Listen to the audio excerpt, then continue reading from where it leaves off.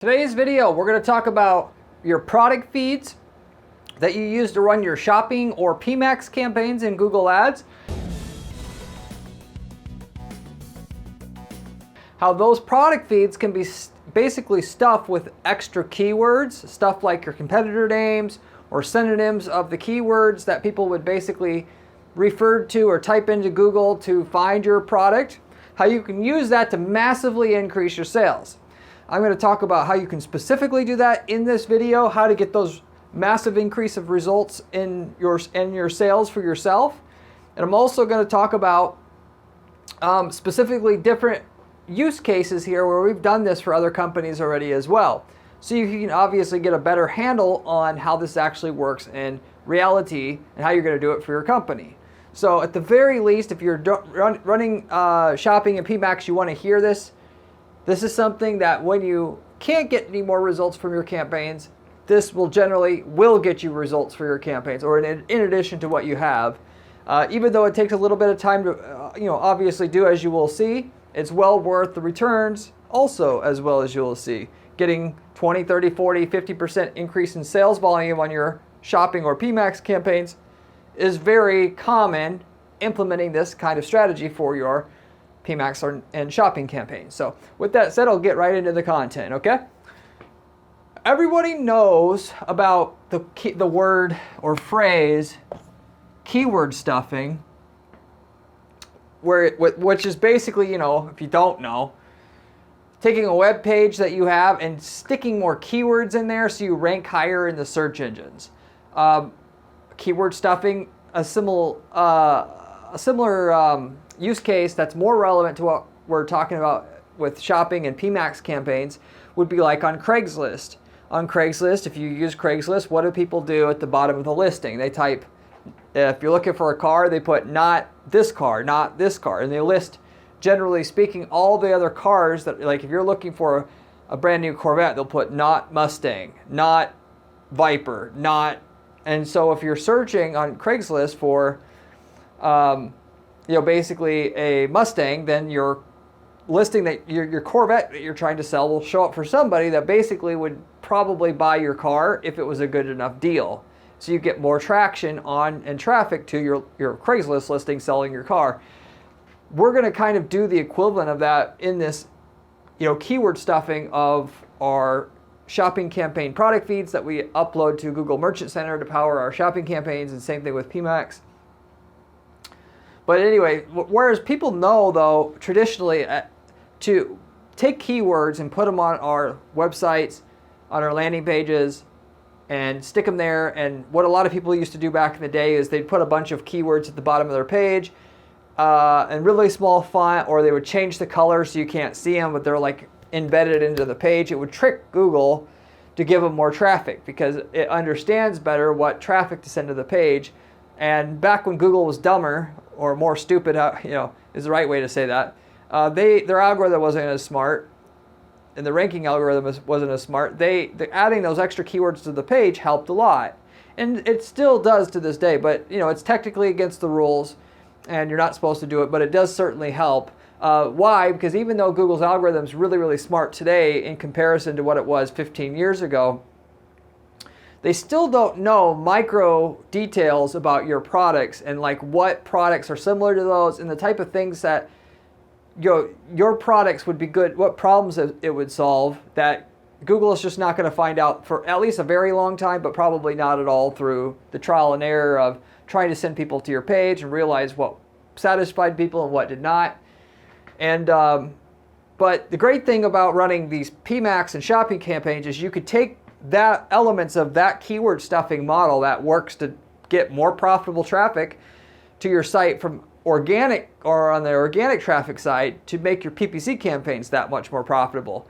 And if you don't know anything about shopping or PMAX campaigns already, they're basically profitable. They're more profitable than any other campaign that you're going to run on Google, on Bing, for your e-commerce brand most of the time.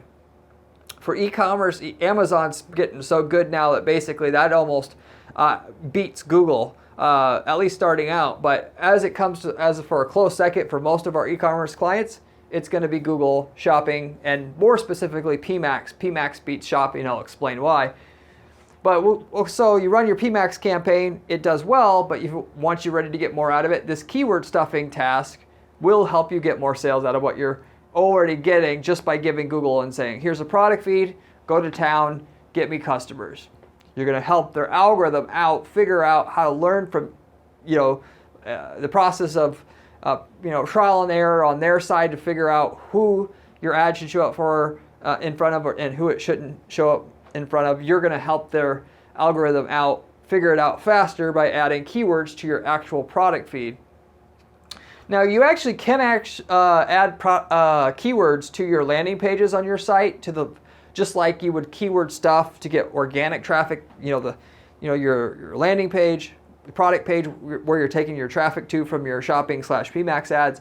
You could put, for instance, the name of your competitors or different ways that people refer to your product there on the page. The main problem with that is you could do this, but it really junks up your page. It makes it look really trashy. It makes it look like you're trying to get organic traffic. It lowers the trust from your customers or prospects that see that. It doesn't make your page look as elegant. So whereas you may get benefits by putting keywords on the page specifically to get more traffic from your shopping or PMAX campaigns to your or from your campaign there, because it knows more how to send the right people to the right products. It makes the page look like shit, and you can get basically all the benefits of doing that without having to put the keywords on the page physically by putting the keywords on your product feed itself. It's not something a lot of people talk about, but it really does work rather well. So with that said, in order to do this to actually make money, I'm going to give you the general formula that we use when we're going to do it. We don't do that on every single client's profile, namely because it takes a while, and this is something we would normally do kind of at a later stage once our campaigns aren't making money quicker. So in other words, if we're in a situation where the PMAX campaign that we're running keeps getting better and better on its own, we usually don't mess with it too much. And I would highly suggest that you think twice about doing that yourself, because if we always take the philosophy, if it's not broken, don't try to fix it, because you can obviously try this, try that. You can break stuff rather easy. And if it's already improving on its own at a decent rate, don't touch it. And with PMAX, the algorithm is pretty good at getting more sales. At some point, though, you're going to hit a plateau. And then that's the time where it's, at least in our opinion, more appropriate to start lacing the keywords or putting keywords in the product feed to kind of help the algorithm get to the next stage. But regardless of when and where you do it, this is the formula that we're going to do, and what I would directly recommend to you to get these same kind of increase in sales results of double-digit increase in your sales at the same kind of ROI that you're already getting from your campaign, or ROAS that you're getting from your campaign today, and get this free extra money from what you can get from PMAX or shopping. So the first step here is pretty obvious. You make a list, and this is all related to competitor terms. I talk about competitor search campaigns, competitor video campaigns, competitor display campaigns all the time on this channel because it's so effective. Targeting somebody who's already looking at your competitor's product already, that's the obvious thing to go after first, because when somebody's looking for, like red shoes, that person may or may not buy red shoes. They're curious. Maybe it will look, they'll find something good. Maybe they won't. The likelihood of somebody buying when they type in red shoes is much lower than somebody looking at a very specific model of red shoes of another competitor that you have itself. So you would want to go after the person looking at your competitors' products that are directly comparable to your product, in which they're basically, for all practical purposes, interchangeable in the consumer's mind, and then simply get your ad in front of those people looking for that competitor's product by name before going after people that are looking for the red shoes by itself, because you're going to have a higher ROI potential or opportunity there targeting that person that's looking at a specific item already. That person's more statistically likely to buy. That's why you would want to invest all your money there first, and just get out everything you can out of it before you start going after the more general terms where we don't know if they're going to buy anything or not, or at least it's a lot less sure. So you do that with your search campaigns, you do that with your video campaigns, you do that with your display advertising campaigns, you can watch my other videos where I talk about in detail how to get in front of your competitors, prospects that are almost ready to buy those, the products from those competitors, and then simply snipe them at the last second, which gets you super cheap conversions. How we do that with our shopping campaigns is you take that, if you've made that list already, you would take that list and use it here. If you haven't made the list, you simply go out and you make a list of every competitor that you have, specifically every competitor's products by the name of the product itself. And obviously, if a competitor's product doesn't have a name, you can't necessarily do this really. But if they have a name, a trade name that they have, or name of the product, you write down every product that your competitor sells that's directly comparable to a product that you sell. And then once you've had all those products listed in a spreadsheet, let's say, then you write down what's the most similar product to that competitor's product that you have in your store, and you put that next to that particular product. And with that, at the end of the day, of course, then you'll know which of each product that you have, which competitor products are similar to that product. And then of that list of competitor products, you know which keywords to put on your product feed. So you make a list of all your competitor products in your niche, map out the equivalent item in your store, and then you insert all those keywords that you found of the competitor product or product name in the description section of your product feed. So what I like to do is I'll put at the very end of the description field on your product feed, description is what it's called. It's basically description is just taking the description out of your product page, and then that's what we're giving to Google in the description field on our product feed. But at the end of the product feed, after the last period, you put a space or two, and then you put competitors, colon, and then the name of all your competitors with a comma between or after each one. Or you could do a space after each one. The reason why Google asks for your description to begin with, when, for the most part, obviously your shopping ads are just a little picture ad on Google and then the price, it's because on Google Shopping, they need your description to be able to post your items there as well. Of course, if we're talking about PMAX specifically and not shopping campaigns specifically, they have the description because they're going to run other types of ads that need to have that description as part of the ad and the different placements that you have, which, by the way, with PMAX, you only want shopping, at least for now, until Google's improved the system some more, which I run feed-only PMAX campaigns, which I'll talk about in a little bit. But essentially with that, you put that description box, which basically nobody's going to see anyway, to put your keywords in there. And if once the description does show up on Google Shopping, on the Google Shopping app, the competitor names at the end of the description, it's not going to look too tacky. It will look a little bit tacky, but for what rise in sales you're going to get by having the competitor name in the product feed, you're not going to have to worry about it. You can also put these competitor product names in another custom field and make a custom field that's named competitors. I don't recommend you do that because we've tested this out a little bit. Google doesn't seem to pay attention to some of these other fields. If it doesn't understand, like color, it understands. If you put a field name that you make called competitor, it doesn't understand what that is. So if you put it in the description, it scrapes that description and to understand what the product is, to know what searches it should show up for. So that's why I recommend you put it in the actual description field itself. So anyway, with that, Google now has an understanding then, hypothetically, is the idea is that every time somebody searches for one of those competing products that are competing with that product that you have, your shopping ad will then show up for that person, so that perhaps you can snipe that person that's looking for that competitor product by name. Before they go ahead and buy that competitor product, they buy yours instead. And then do so at a very high rate, which means you have a higher ROI than you would have got than somebody that was just looking for your items without looking for a specific item in general in your market. And so, but that's not all. Now that we have PMAX campaigns, we found it works a little bit better if you could go with this last step here, take things a bit further, and then upload your competitors as a custom intent audience to Google, and then created a audience signal in a new custom asset group to upload those same competitors to your PMAX campaign, right? So with that, so basically under PMAX they have audience signals.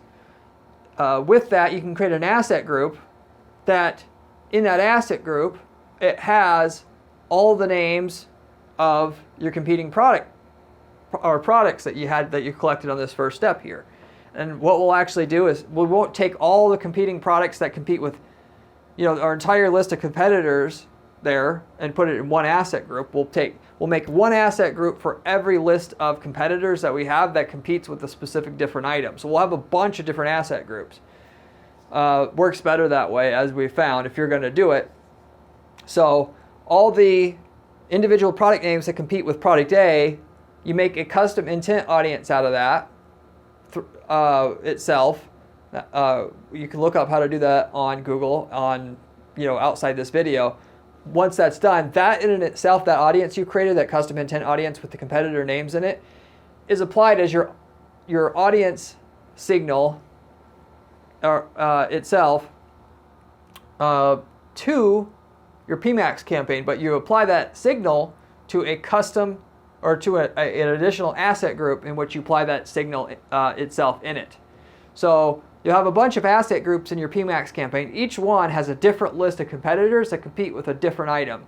And the idea should be here, ultimately, or as I see it, I don't have any, obviously, proof of this, but certain items will list certain competitors. And then certain asset groups will also have an audience signal list in there, or audience signal, which has that same list of competitors in it. So it should be able to know that when anybody searches for this list of competitor names, which is in this asset group, it should show this item more so than if the list of competitors were simply in the description field of the product feed by itself. If that makes sense. You could certainly skip doing this, making a additional asset group for every list of competitors that you have that compete with a certain item, and get more results than you had before. But through our testing so far, we found if we also created the asset groups and put our list of competitors in there, in addition to updating the shopping feed and the description field and the shopping feed with the competitor items in it as well, we'll get even better results than just updating the product feed itself. So that would be the last thing you would want to do for extra credit to take this even further. This is not going to work if you have too many items and too many different competitors itself. And so this would only work if you have 20 or 30 items that you could do this last step realistically, because otherwise you're going to have too many asset groups. If you have a bunch of items, then you're just going to make sure that put your list of competitors in the description field in the product feed and just do that alone.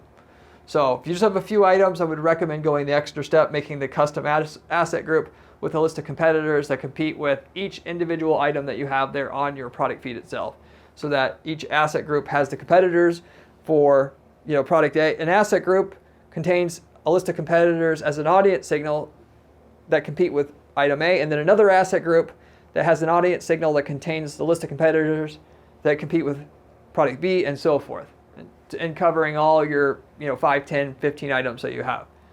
But anyway, with all that said, that's basically what you do. We did this for a clothing brand to prove that this works. And in preparation of this video, I pulled the numbers specifically. This is a women's clothing brand, where we specifically took all the competitors and did the work to find out what the competing product name would be of every individual competitor competing product to each one of our clients' products that they had in their shop or store, and then uploaded those to the description field, just like I talked to you about here, where we put competitors. The sales increase that we got from that individual PMAX campaign was 41% here, in addition to what we were getting after running this PMAX campaign for a while. And of course, that PMAX campaign that they were running was Smart Shopping before, which really this campaign's been running for years. And ultimately a campaign that was running for many, many years and, basically was getting, it was slowly growing, but kind of slow, the plateaued in the growth.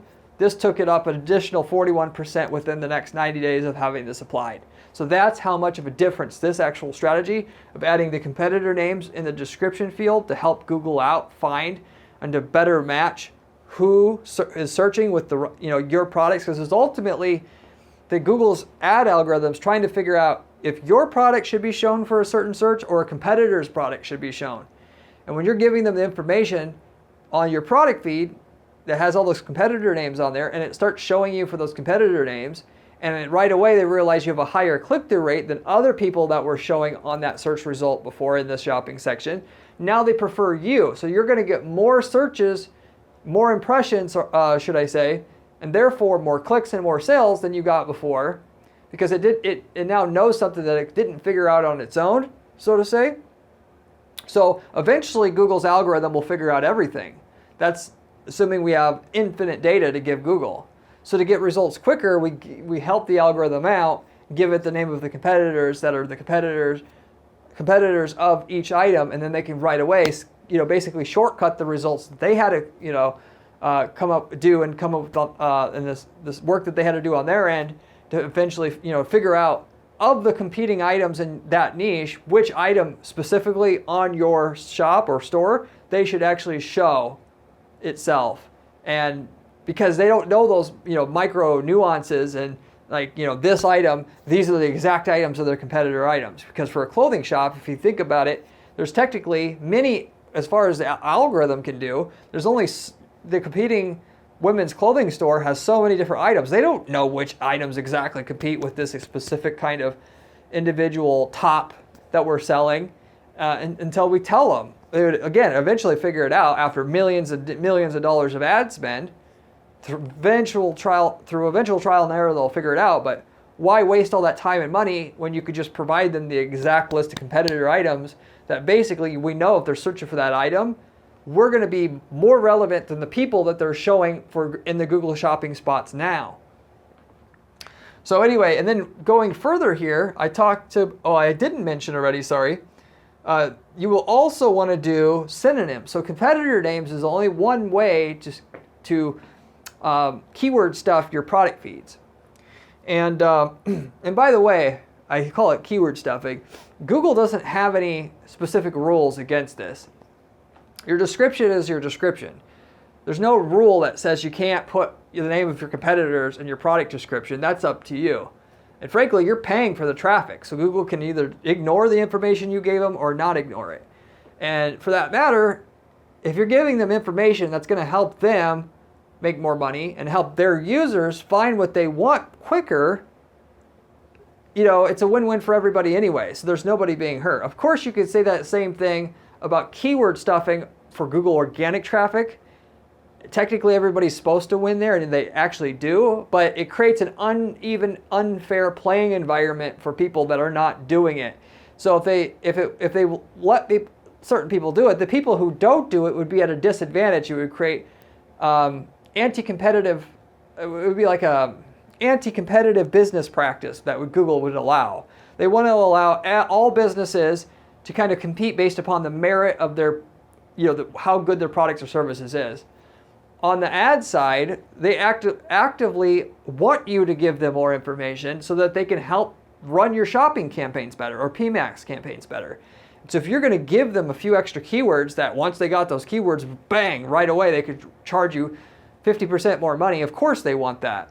So it's a different way it's a different philosophy that Google has as it comes to putting extra so-called keyword stuffing a product feed. I just call it keyword stuffing because I know people understand what that is, but really it's just adding more information to your product feed. And I also sounds kind of a little bit more spicy, but adding the competitor terms to keyword stuffing your product feed through adding competitor terms is just one way to do it. The other major way to do this is to add synonyms of what you're offering. What are other synonyms of different ways you can describe that? And of course, synonyms is basically another way to say keyword research. Use Google Keywords. Google Keyword Tool.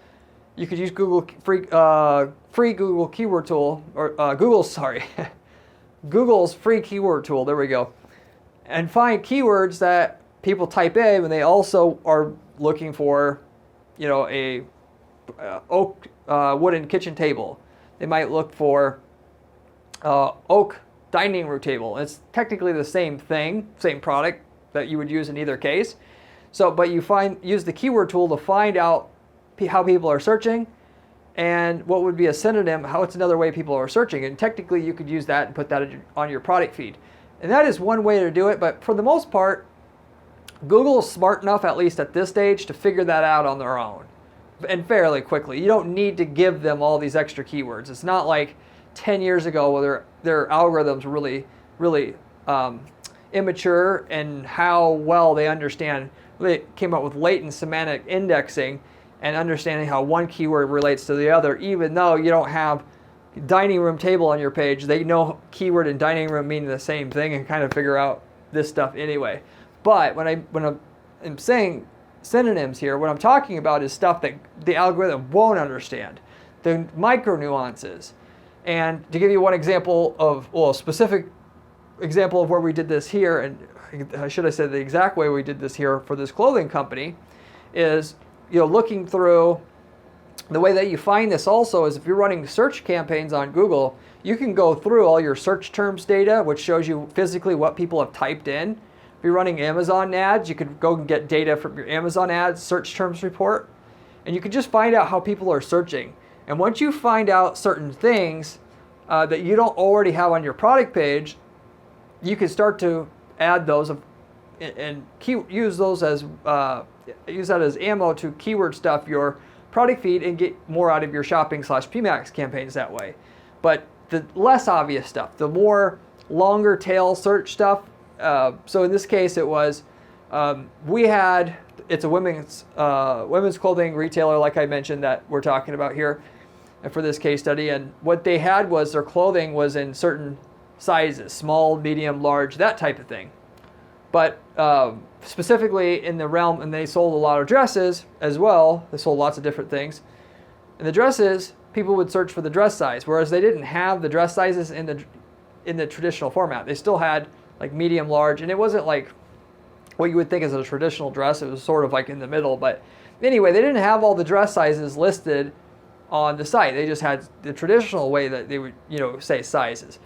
Medium, large, extra large, that type of thing. So, just finding out, this should have been obvious to the business owner, but to me it wasn't so obvious until I looked at the search term data, realized that people were using dress sizes to find the item and then ultimately purchasing. So the algorithm, I know, isn't going to understand, which you would think that they would, but they're not quite that smart to realize that, medium means, and the equivalent of medium is dress size 5. And so with that, we put the equivalent, every size of every product, we found the equivalent dress size and then put the dress size in the product description as well. Also fits dress size 12 or also fits dress size 4. And with that, the algorithm now understands when somebody searches for a black top, that lace black top, that they understand if they add in the keyword, dress in dress size 4, then they understand better to have our ad show or start showing it more aggressively now because they have more information to know it should show for that specific instance. There's so many different types of searches. They're not going to figure all this stuff out very quickly. There's so many, there's thousands of different ways people search for your products. And it takes a lot of trial and error for them to figure out every time someone types in dress size 4 and they're looking for this item to have this show, whereas if not, don't show it.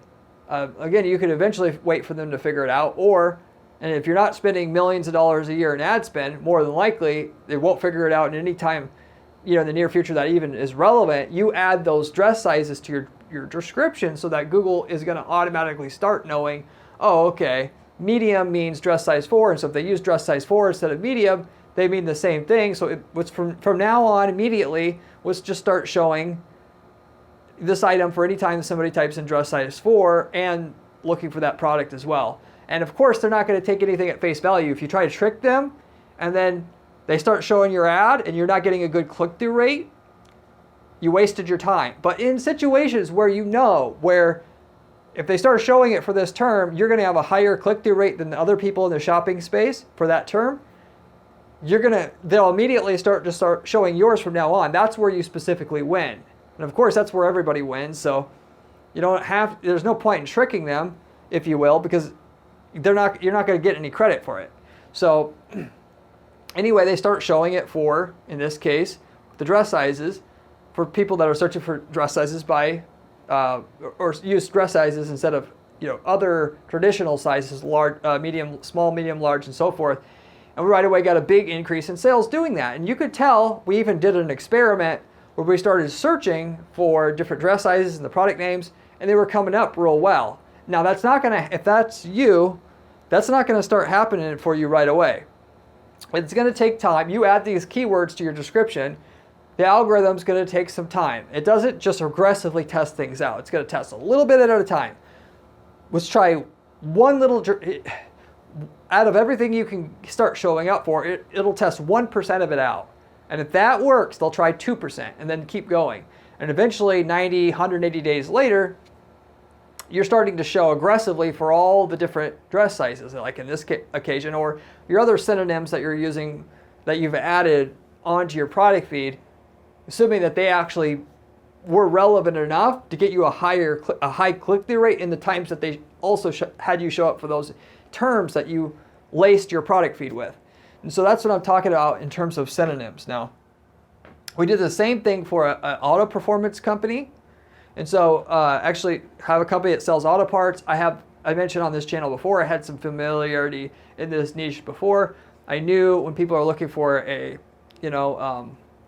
let's say a side mirror for a car. If you're going to look for a side mirror, a lot of times, that not always, but quite a few times, for significantly enough that for it to be significant, somebody will type in, instead of Honda Civic side mirror, they'll type in Honda Civic 1.6 liter side mirror. And so with that, basically that product would still fit whether they typed in, if it's a 1.6 Honda Civic or a 1.8 Honda Civic or whatever. So I told this person it's obvious in this situation for us to add the engine sizes on the description, even though that product is not just for a 1.6 liter Honda Civic. A lot of people are going to search and put their engine size in with their search as well. So for Google, when they get the engine size with the search, instead of just randomly trying to figure out who to show, we're going to make it easy for them and say, you should show our product.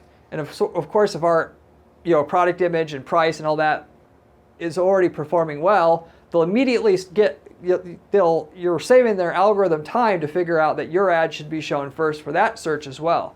So that right away got the amount of impressions and clicks and sales up from that market running the shopping campaigns there than it did before at that time, just because we added the engine sizes to the description section.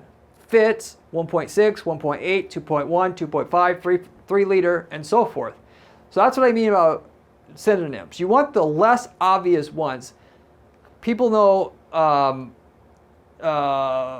it's called a chair is called a seat, it's called a chair. They know those, differences already. What they don't know is the minor technicalities about your business.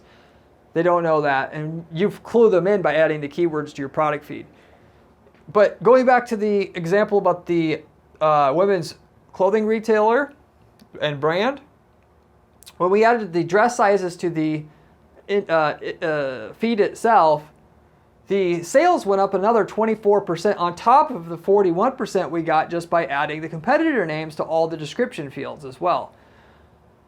And so with that one little small thing gives us basically a 25% increase in sales.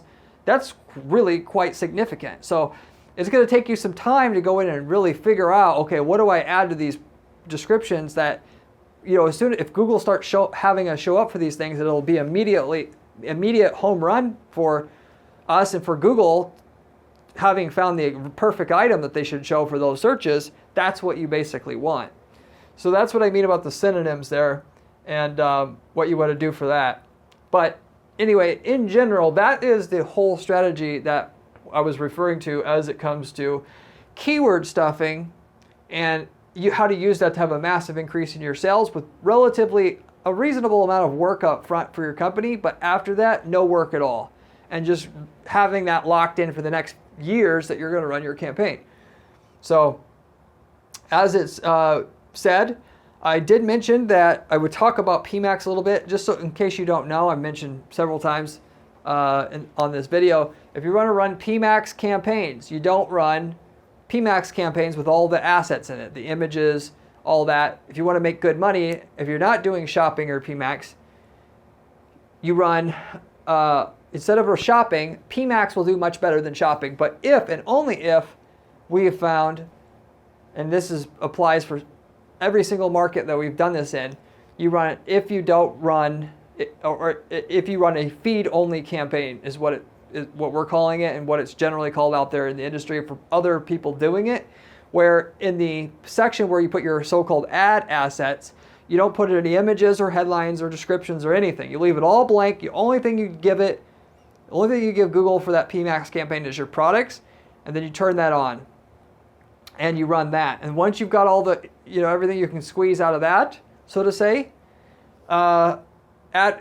basically one of the major things that you can do to kick that thing up another notch is start lacing your product feed with different keywords like I'm talking about here, and potentially experimenting with different asset groups, i.e. with your competitor names on it. That's what I would specifically do to kick it up another notch. But I just wanted to throw that as a side in here in case you weren't fully up to speed on shopping campaigns, how to actually do them, so you don't do all this and end up failing and come back and say, hey, this doesn't work.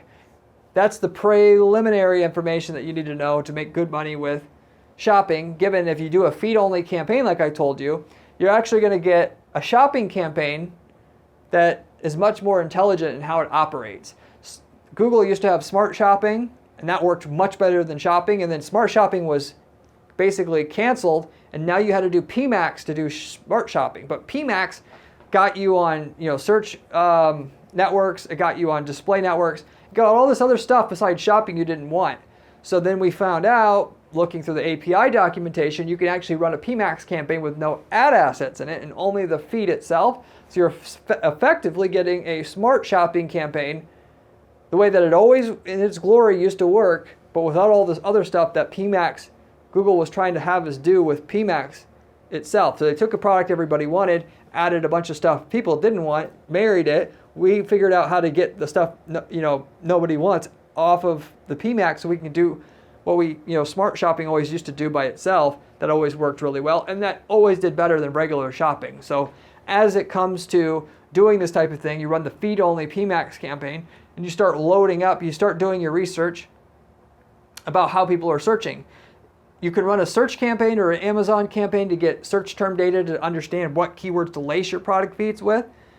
Or you could look into your insights menu on your PMAX campaign and see how people are searching that way. But that doesn't give you quite as good of data. The best data of all, I think, is Amazon data in terms of the search term report data, because people get real specific on Amazon. But Google is pretty good. So if you run a search campaign, even if it doesn't make an ROI, you get the data about how to improve your PMAX campaign through loading up your PMAX campaign with extra keywords in there. It's worth doing. So, but that said, I'll wrap it up with that. Hope you enjoyed this video. You should consider giving it a like for the algorithm, and consider subscribing, as we have a ton of other content on this channel that's going to be able to make you a lot more money with your PPC. It's all I have on this channel is more, actual actionable advice on how to make money with PPC, given to you by somebody who runs a PPC agency, and this is all I do.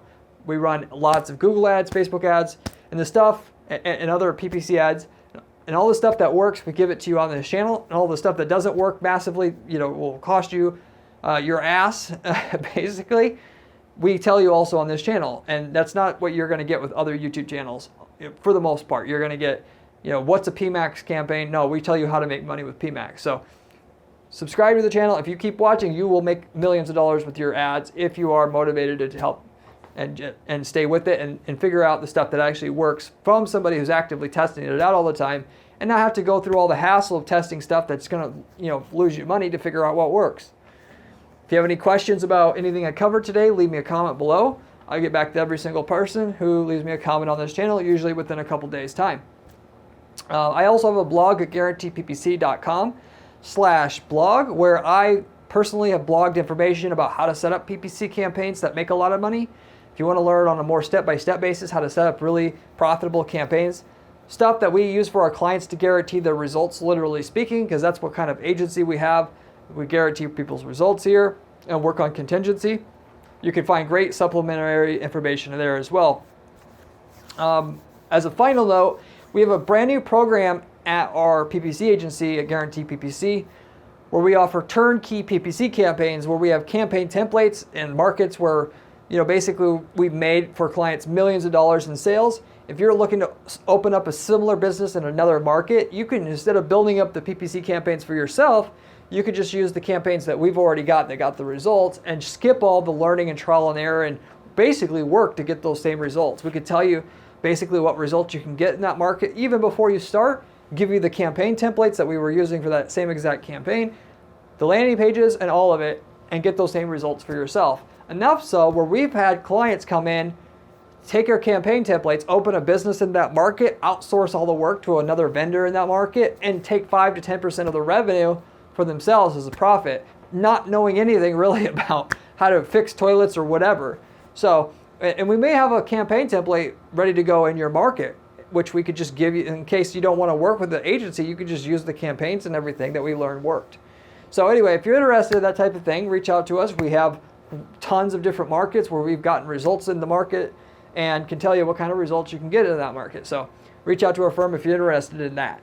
Beyond that, I don't have anything else to share. Hope you enjoyed this video, and I hope you come back and see our next video where we have another good piece of information on how to make more money with your PPC.